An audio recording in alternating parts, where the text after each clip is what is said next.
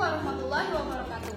Kami dari kelompok 12 kelas 3A Prodi S1 Farmasi Stikes Bakti Mandala Besar Sawit. Di sini kami akan menjelaskan tentang proses pembuatan virgin coconut oil secara enzimatis. Saya Yasmin Laila Syada.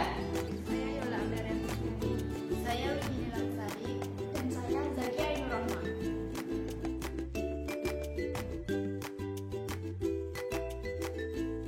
Pada praktikum kali ini yang berjudul pembuatan virgin coconut oil dengan tujuan agar mahasiswa dapat mengetahui dan mampu membuat sediaan virgin coconut oil secara enzimatis dengan daun pepaya.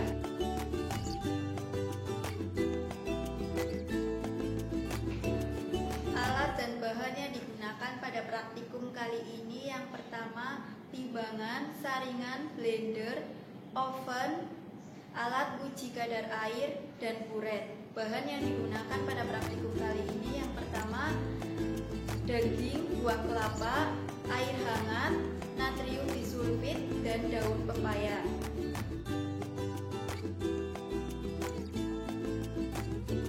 Formulasi yang digunakan pada praktikum kali ini yaitu 1 kg daging buah kelapa, 700 ml air hangat, dan 1,5% enzim papain. Saya akan menjelaskan proses pembuatan dan evaluasi sediaan virgin coconut oil secara enzimatis dengan menggunakan daun pepaya. Hal pertama yang dilakukan adalah memetik daun pepaya sebagai bahan pembuatan ekstrak daun pepaya. Daun pepaya tersebut kemudian dicuci lalu dipotong-potong.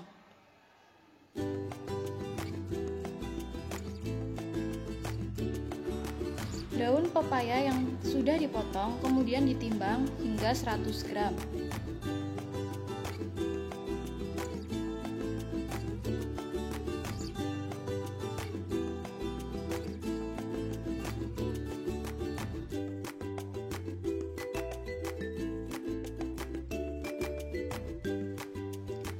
Setelah itu, daun pepaya dimasukkan ke dalam blender.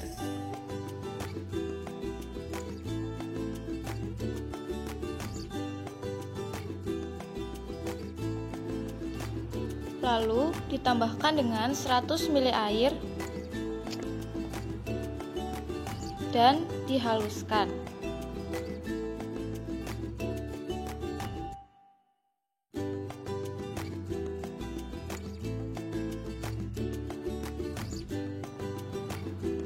Saring daun pepaya yang sudah dihaluskan sehingga dihasilkan sari daun pepaya.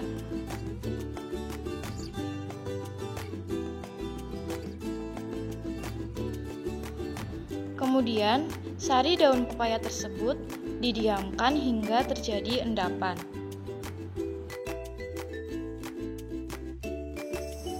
Setelah itu, endapan diambil dengan cara menyaringnya dengan kertas saring.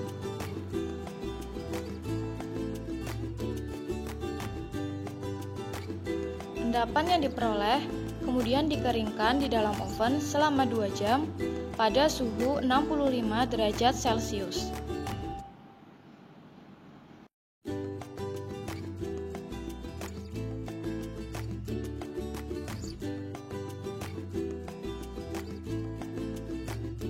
Selanjutnya kita membuat santan. Hal pertama yang dilakukan adalah memanaskan 700 ml air untuk dituangkan pada 1 kg kelapa parut.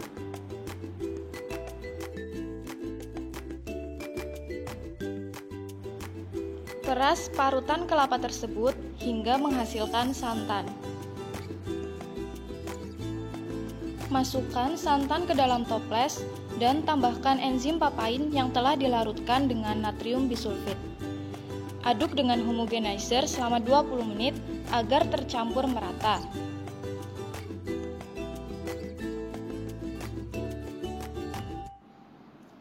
Hasil santan yang telah didiamkan selama 24 jam menghasilkan 3 fase.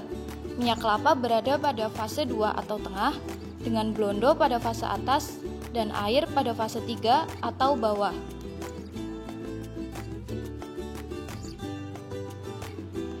Diambil minyak kelapa dengan cara menyingkirkan blondo terlebih dahulu secara hati-hati dan ambil minyak kelapa menggunakan pipet. Berikut hasil minyak kelapa yang diperoleh dengan volume 70 ml.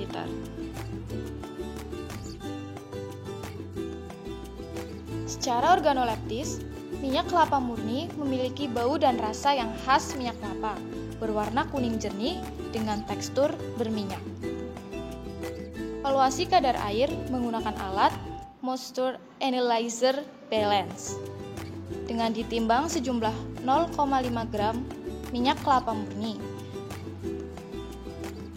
Kemudian tutup alat tersebut dan tunggu hingga kadar stabil. Kadar yang diperoleh sebesar 0,19%. Untuk uji homogenitas, minyak kelapa murni yang diletakkan pada kaca arloji tercampur merata.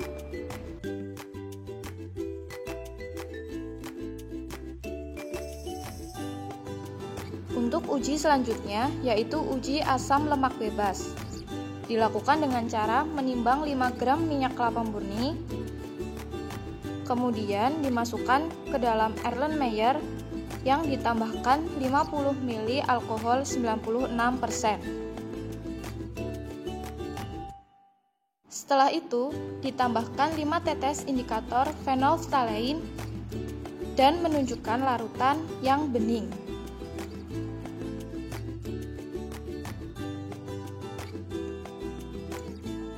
Campuran tersebut dititrasi dengan NaOH normalitas 0,1 hingga TaT berwarna merah muda.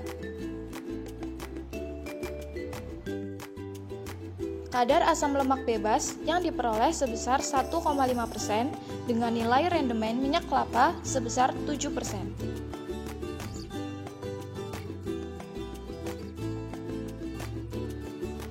Sediaan minyak kelapa murni ini menggunakan botol plastik bening sebagai kemasan primer dengan kardus sebagai kemasan sekunder.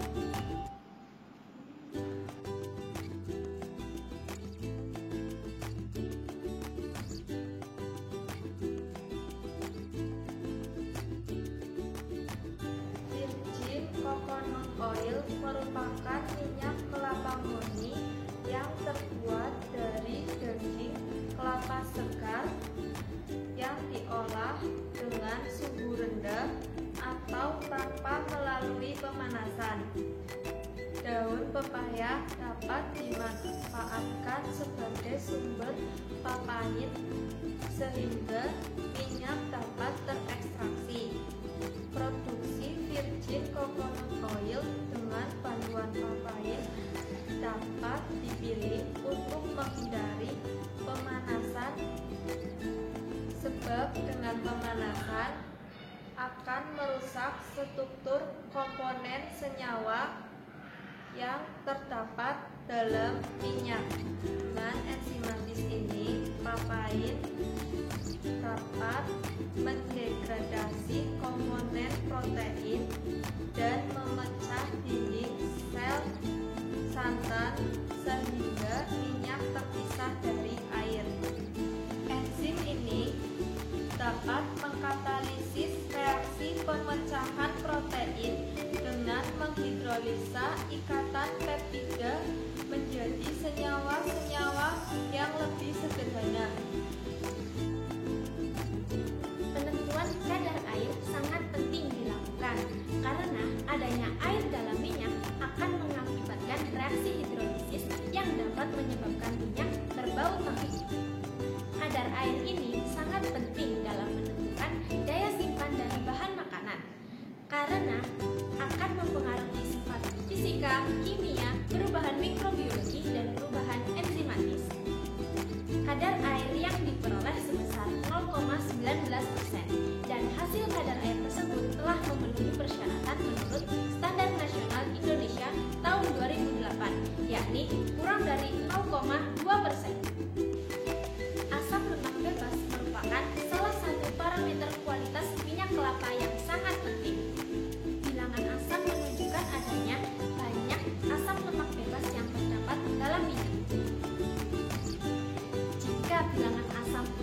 minyak tinggi, maka kualitas mutu dari minyak tersebut sangat rendah. Begitu pula sebaliknya, jika bilangan asam pada minyak rendah, maka kualitas mutu dari minyak tersebut sangat tinggi. Menurut Standar Nasional Indonesia tahun 2008 menyatakan kadar asam lemak bebas maksimum 0,2% dan hasil yang diperoleh dari praktikum melebihi persyaratan yakni sebesar 1,5%. Rendemen minyak merupakan persentase minyak yang dihasilkan per satuan daging buah kelapa. Rendemen minyak kelapa sangat ditentukan oleh kualitas dari daging buah kelapa. Semakin baik mutu kelapa yang digunakan, maka kualitas minyak kelapa yang dihasilkan juga akan semakin baik dan nilai rendemen yang dihasilkan semakin tinggi. Hasil nilai rendemen yang diperoleh sebesar 7%. Sekian penjelasan dari kelompok kami. Kurang lebihnya mohon maaf. Wassalamualaikum warahmatullahi wabarakatuh.